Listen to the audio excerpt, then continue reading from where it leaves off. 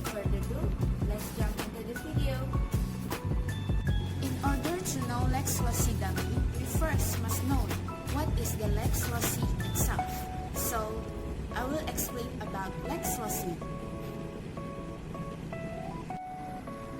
In conflict of laws, the term of Lex Loci, or in Latin language, the meaning is the law of the place.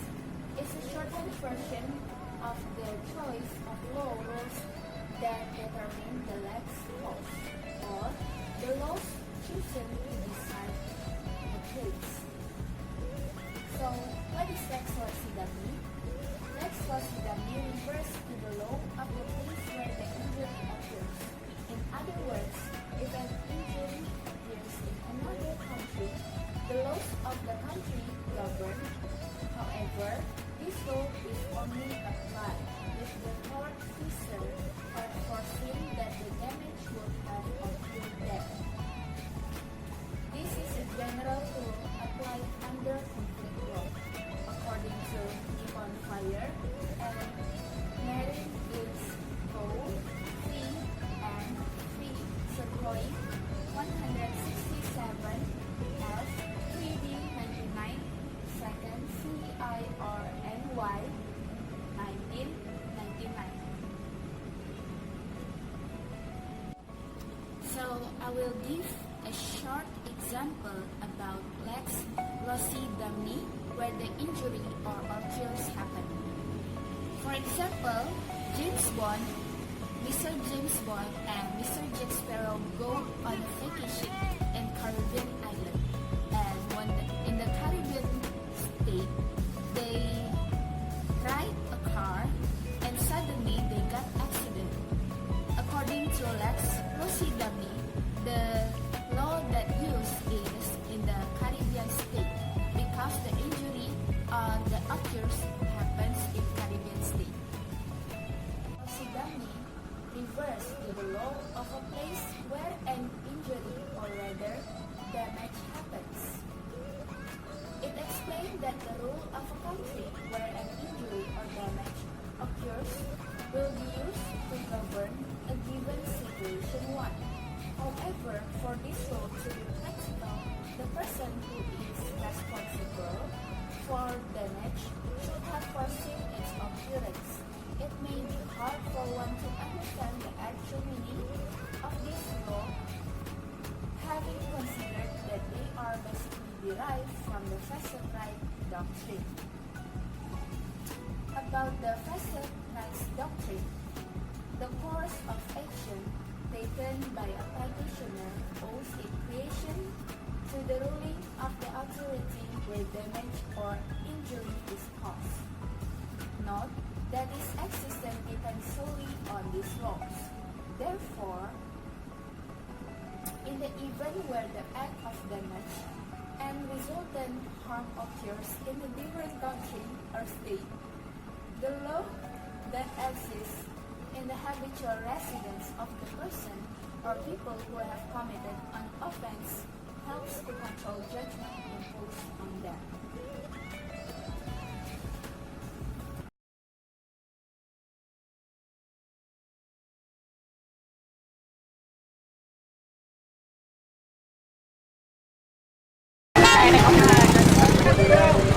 Okay?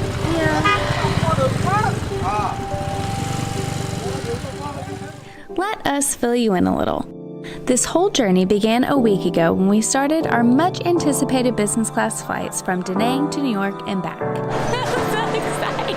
On our layover in Hong Kong, we made 3 new friends, visited 2 beautiful lounges, flew 16 fabulous hours in business class, had a birthday party on the airplane, drove 12 hours through the night from New York to Michigan, danced the night away at my cousin's wedding, drove back to New York, met up with our friends, flew 16 hours back to Hong Kong, 1 more birthday party, and finally we arrived back in Da Nang. After one of the craziest weeks of our lives, we were exhausted and ready to get to our hotel. So we got in one last taxi, and then...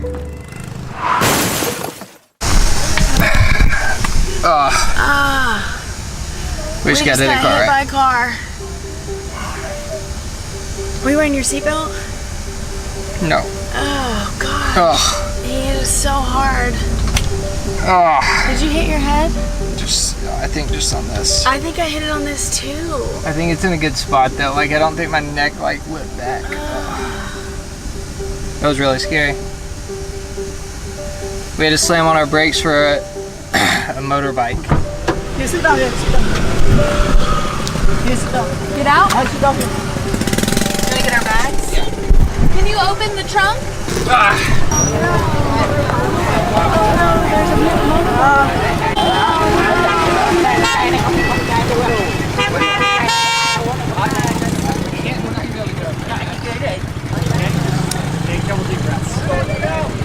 Okay. Yeah. Who was on the bike? The cars are like really.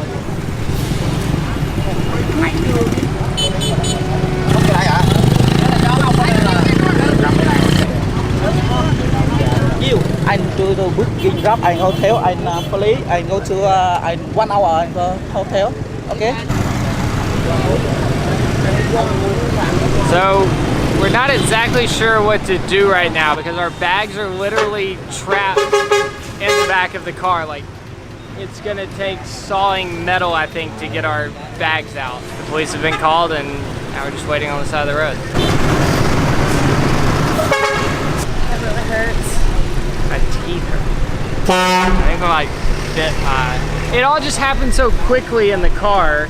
I just figured it was like a little fender bender, and then we got out and.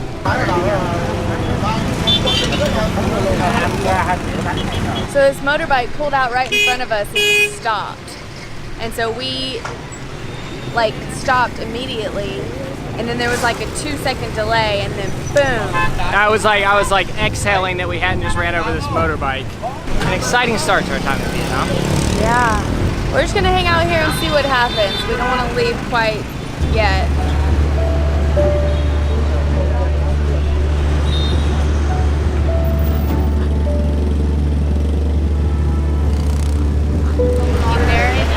All right, the police did their work. Cars are moved out of the road. Our guy ripped the bumper off the back of our car, so maybe that'll free our bags. It's not looking promising. I'm actually curious if our bags are even still in one piece.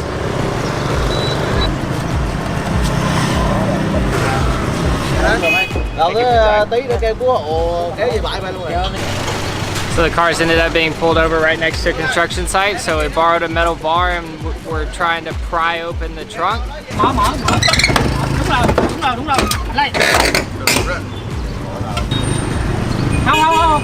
And now we're trying to see if we can pull the backs of the seats off to get to our bags. Well,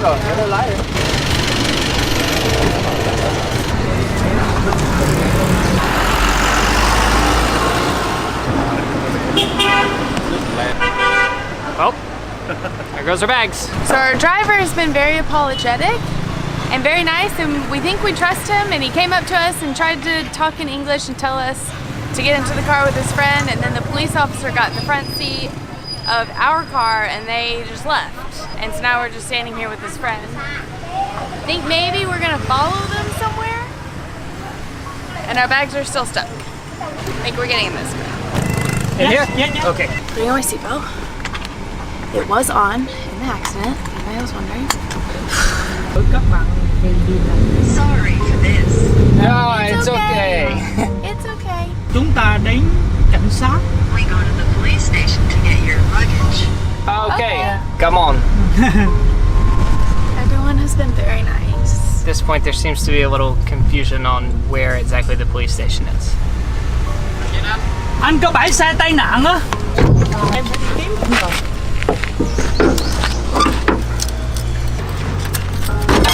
Đúng rồi, đúng rồi. Dưới chân đó. Ở đây. Hey! Wow! Way to go! Ok, lấy hành lý ra. Wow, they survived. Thank you. We got the bags. He wasn't celebrating as much as we were. Ok.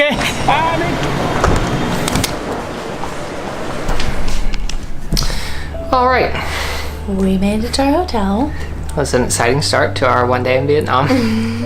So I think as far as car accidents go, like there's never a good one, but everybody was okay. We got our bags back. And our driver and his friend were incredibly nice. Yeah, I mean, when it first happened, I was really shocked, and there were a lot of unknowns. You know, like, we had known this guy for like 5 minutes, and he seemed nice in the car, but, you know, like, we didn't know if we were gonna get our bags back, and it's never happened to us before, and so we didn't know what to do.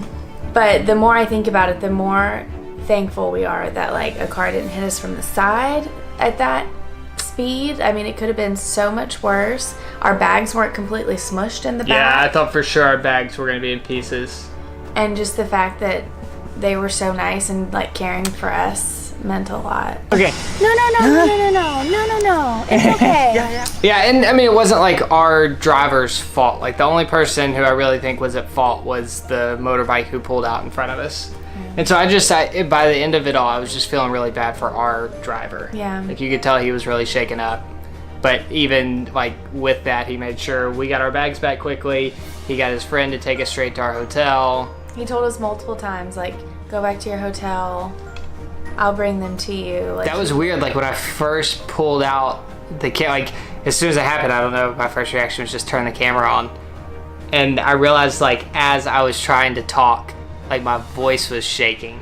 It was, I guess I had, like, adrenaline, or Yeah. it was just, like, it was in, like, a little bit of a daze for, like, the first 2 minutes. Yeah. And it probably took you 10 to snap out of it. Oh yeah. It was scary. But we're here. Not how I expected this video to end. All right.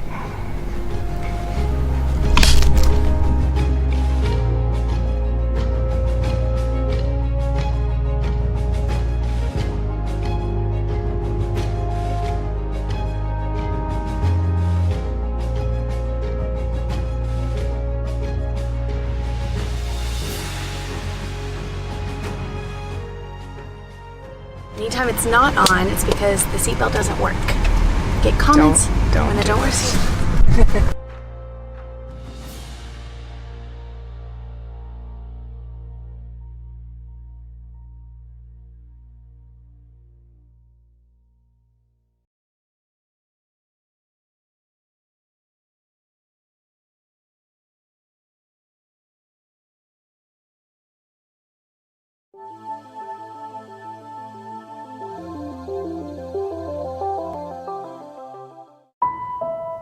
In April 2013, I was involved in a road traffic accident. I'd spent 5 months out in France working a ski season. I was 19 years old, and it was the last day. All of us were heading home on a coach, and we were heading down the mountainside. This particular road is quite notorious for its bends, and on the very last bend, bend 21 of the mountain, the coach actually lost control and it went into the side of the mountain and exploded. I got caught in the flames. I was set on fire. Luckily, one of my friends managed to get back onto the coach, grab me and throw me off, and him doing that saved my life. There was a bed available in a hospital in the UK, at Wiston Hospital in Merseyside. So basically, my parents were given the decision, the very last decision, do you want to fly her? Bearing in mind the chances of her surviving the flight are probably 1%. I was able miraculously to survive the flight, and I was taken straight to the intensive care unit of Wiston Hospital, where I remained in an induced coma for 3 months, and I had the first of hundreds of operations the day after I was admitted. I was having medical procedures every single day, and you know, I'd never been in hospital before this ever, so it was just a massive thing, and it's not something you expect to go through when you're 19 years old.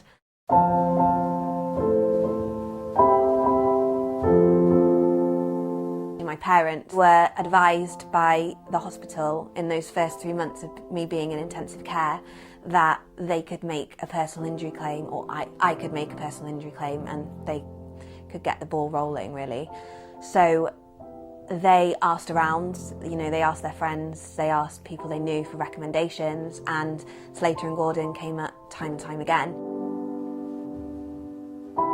Obviously, in that situation, my parents already had enough to deal with, my family already had enough to deal with, and Slater and Gordon dealt with it absolutely fantastically. You know, they didn't put a load on my parents. It was up to them when they needed to do stuff. If they had to see me, I was the priority. But yeah, they were fantastic, and my parents have said that throughout that, especially those first 8 months, they were completely considerate of the situation. They were just fantastic. You know, they needed to talk to me, and they did not push for me to talk to them. It was up to me when I was ready and I was able to sit down and have a chat with the solicitor.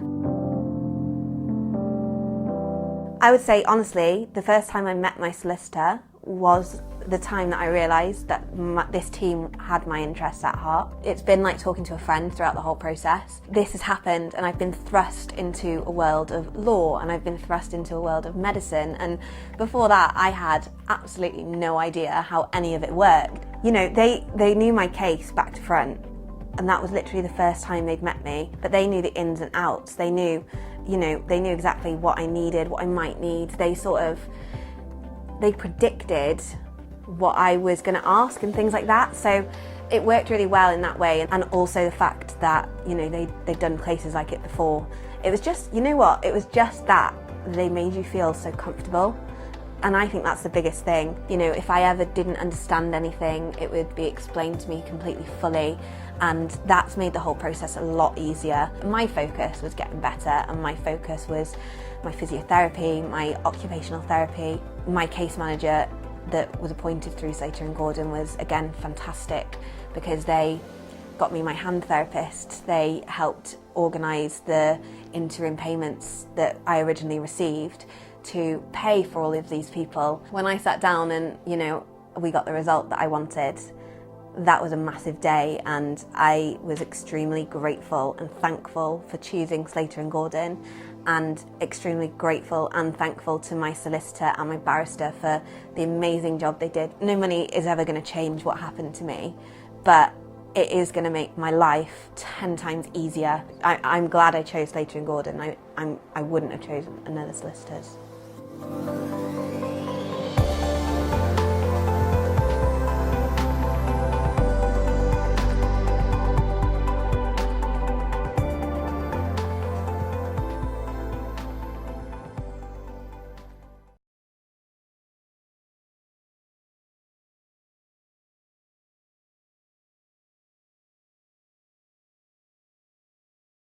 As we head into summer, taking a cruise might be in your vacation plans. 10 cruise ships leaving from ports here in Florida, though, had the norovirus this last year, and most still passed their ship inspections. Tonight, Wendy Ryan reveals why you can't expect a cruise ship sanitation record to give you the full picture of what's happened on board.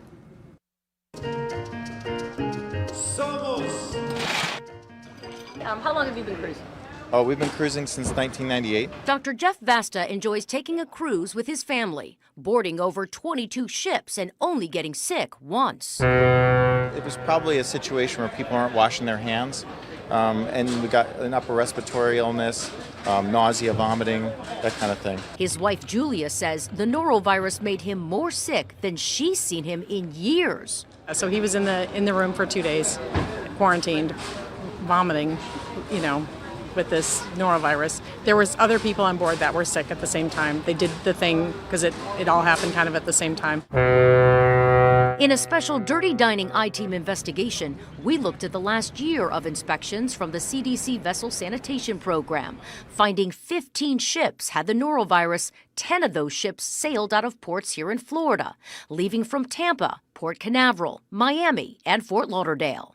And the cruise lines contaminated with the norovirus?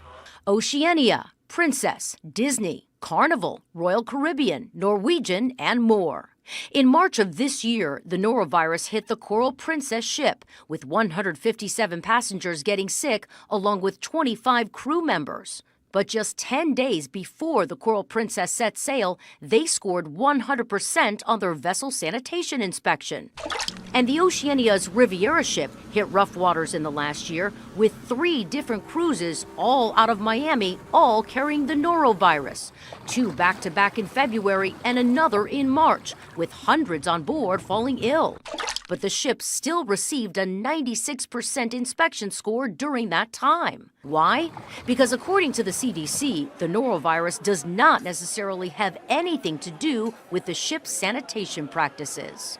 If they followed their plan that they're required to have to mitigate the outbreak, then they would not necessarily need to be mentioned on the report. Commander Amy Trefaletti is the chief of the CDC's vessel sanitation program.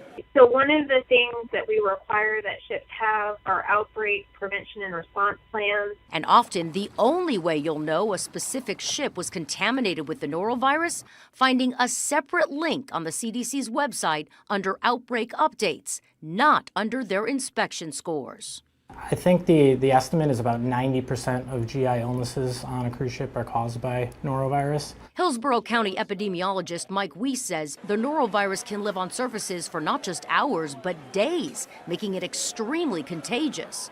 The virus is pretty good at living on surfaces, so it can live on a hard surface for up to a couple weeks. And touching potentially contaminated surfaces like a ship's elevator buttons, handrails, buffet utensils, and doorknobs can spread the virus quickly.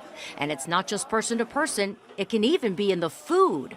Ready-to-eat produce, fruits and vegetables, we know that those can be contaminated with norovirus.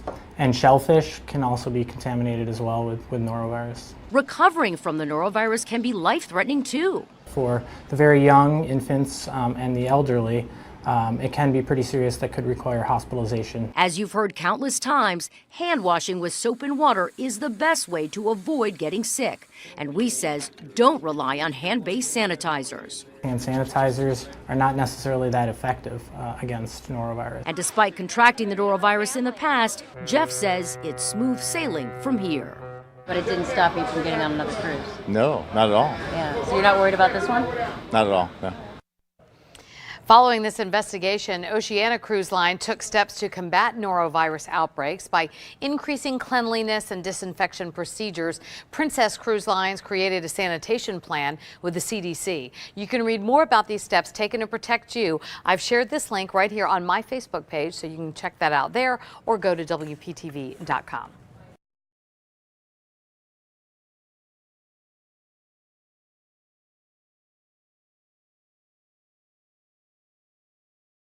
Amusement parks and fairs. What is supposed to be quintessential family fun turned tragic for one family as a 10-year-old boy is killed on a water park slide. And today, 3 girls plummeting from a Ferris wheel, all raising new questions about ride safety and regulations. Here's ABC's Matt Gutman. Tonight, authorities are still investigating how a water slide named Verrückt, which means insane in German, led to an inconceivable tragedy for one Midwestern family. 10-year-old Caleb Schwab was visiting Schlitterbahn in Kansas City when he climbed the metal stairs to the top of the world's tallest water slide, one of the park's main attractions. The mother was screaming, "He's not moving, that's my boy." The boy did not survive the ride, suffering a fatal neck injury. One eyewitness describing the horrific aftermath of the incident.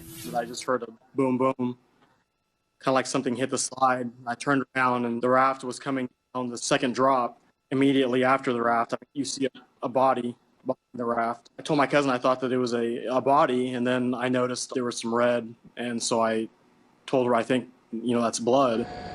Brought tears to my eyes that someone else lost their child. That's my child's age that I'm sure they felt was safe. Caleb was with his father, Kansas State Representative Scott Schwab, mother, and brothers celebrating Elected Officials Day at the park. His grieving family telling ABC News in a statement, "Since the day he was born, he brought abundant joy to our family. We are comforted knowing he believed in our Savior Jesus, and they are forever together now. We will see him another day." I spent the last 24 plus hours with them, and as you can imagine, this has been devastating. It's been devastating at every level. You leave church, you go to a water park to be with family and to enjoy, and then you hit tragedy. And there's just no way to prepare for this. Our thoughts and prayers are with the family during this difficult time. Park representatives are revealing little about what happened and denying requests for interviews. This is the view from the top of Verrückt. At 168 feet, it's taller than the Statue of Liberty from Tote to Torch, Niagara Falls, and the Arc de Triomphe. Thrill seekers free fall 17 stories in just seconds. They can hit speeds of nearly 70 miles an hour. Commercials for the ride even asking, "Are you insane?" But when the ride first opened 2 years ago, many were asking a different question. Is it safe? Concerns only heightened after this video from the ride's testing phase appeared on the Travel Channel show Extreme Water Parks. Sandbag dummies launching off the slide. The ride's opening was repeatedly delayed while designers attempted to work out the flaws, adding in more safety measures like netting and safety belts. Then it was finally deemed a feat of engineering, the jewel in the park's crown. When it was finally deemed ready for people, I was one of the first to go down. This is literally not for the faint of heart. There were lifeguards, safety checks, and a park employee at the top reading a 2-page liability agreement to each rider out loud. There is a risk inherent to the activity, including falls. My first trip down was an adrenaline-pumping, vertigo-inducing plummet. But overall, safe and fun. A completely different scene than the tragedy that unfolded over the weekend. But it's easy to see how on fast-paced rides like this, things can go wrong in an instant. This man was in an Austin, Texas area slide when he careened over the edge, falling down into a rocky cliff. He suffered a broken arm and fractured ribs, but survived. In this video, a man desperately holds on to another rider after falling out of the raft before eventually being plucked back to safety. And in England, a woman falling out of her inner tube into the path of other riders. You okay? She's not okay, she's not okay, she's not okay. She too made a full recovery. If it seems like amusement park rides are getting more extreme, you're not imagining things. Parks across the country are in a sort of arms race, competing for visitors by offering bigger rides, steeper drops, and wilder thrills, raising the stakes on passenger safety. Last year, a train on a mega coaster, ironically called the Smiler, smashed into empty cars, injuring 4 people and leaving 16 riders dangling for hours. But it's not just the hulking coasters that can lead to injuries or fatalities. Yeah, I've got 3 kids that have fell from the Ferris wheel. 3 kids. Just hours ago, 3 girls were injured when they fell from a Ferris wheel at the Greene County Fair in Tennessee. Tonight, they're hospitalized, but are reportedly awake and alert. And this video shows the moments before this 11-year-old Nebraska girl suffered a gruesome head injury after her hair was caught in this spinning ride. The girl is still recovering. And this May, a Texas teen died at a church carnival. She was hurled from her seat on a small spinning ride like this one. This is not something that you ever think is going to happen. The boat behind us, it's falling off, and it's got people on it, look. Water rides are considered among the most dangerous types of attractions at amusement parks. Over 4,200 people are taken to the emergency room after suffering injuries at water parks each year. The Red Cross offers a few safety tips for park visitors. Number 1, learn to swim and consider putting kids in life vests. Remember, 1/4 of all drownings occur in shallow water.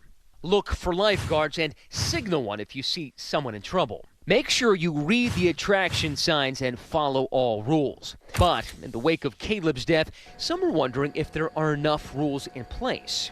Quite possibly, this incident is not going to be a result of a mechanical issue, more possibly a result of a human error. When Verrückt first opened, riders had to be at least 14 years old. That regulation has since changed. The slate requires a minimum height of 54 inches, and 2 to 3 riders must be in a raft with a total weight of at least 400 pounds. Kansas state laws don't specifically address water slides, but regulate that permanent water slides must be inspected at least every 12 months. The park is now empty. The Schlitterbahn closed today and tomorrow, and the Verrückt shuttered indefinitely. For Nightline, I'm Matt Gutman.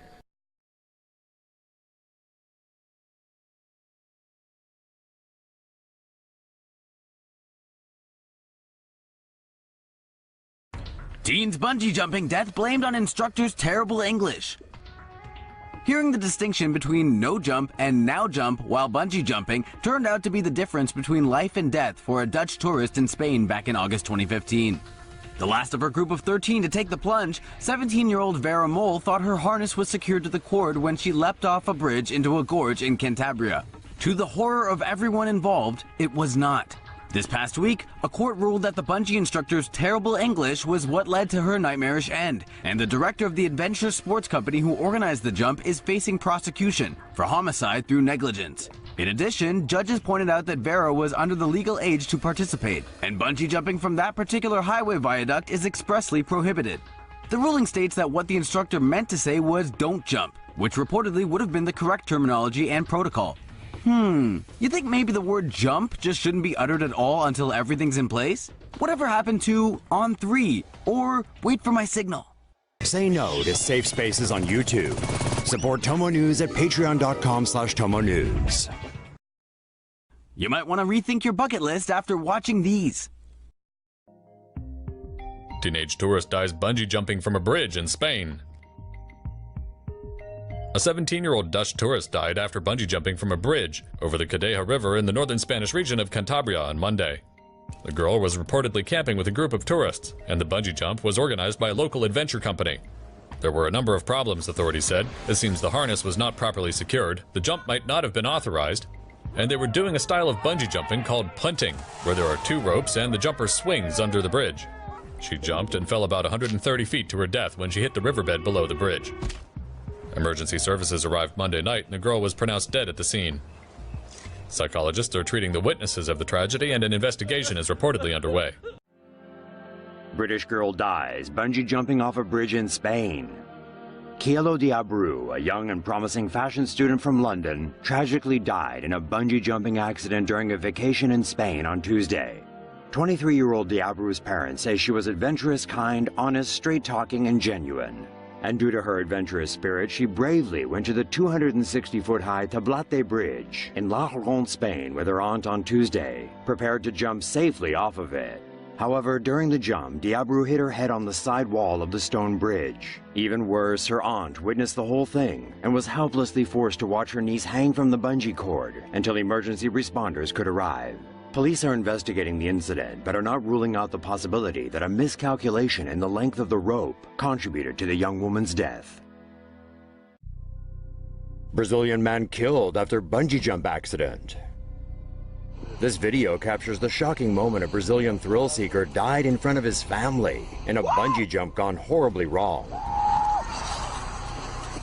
The incident happened on Sunday in Sao Paulo state, when the 36-year-old man thought it would be a good idea to jump off an 130-foot-high railway bridge with an elastic cord tied around his ankle. The only problem was that no one apparently checked the length of the cord. The man slammed headfirst into the ground, but somehow didn't die immediately. First responders arrived on the scene and rushed the man to the hospital, but the head trauma proved too great and he died soon afterward. Things could have been a lot worse, though. The man originally planned to jump with his 6-year-old son, but decided at the last minute that he would do it solo.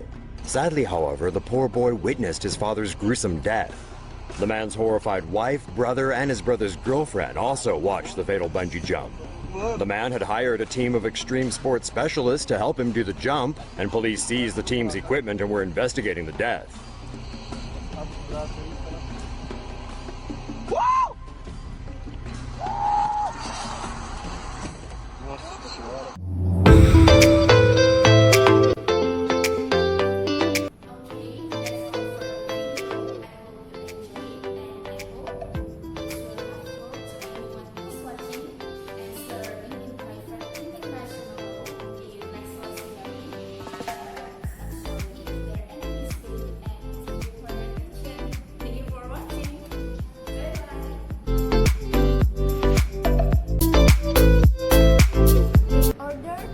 Lex Loci Damni, we first must know what is Lex Loci. So, what is Lex Loci? In conflicts of law, the term of Lex Loci in Latin language, the meaning is the law to the place. Ini masih belum setengah loh, jadi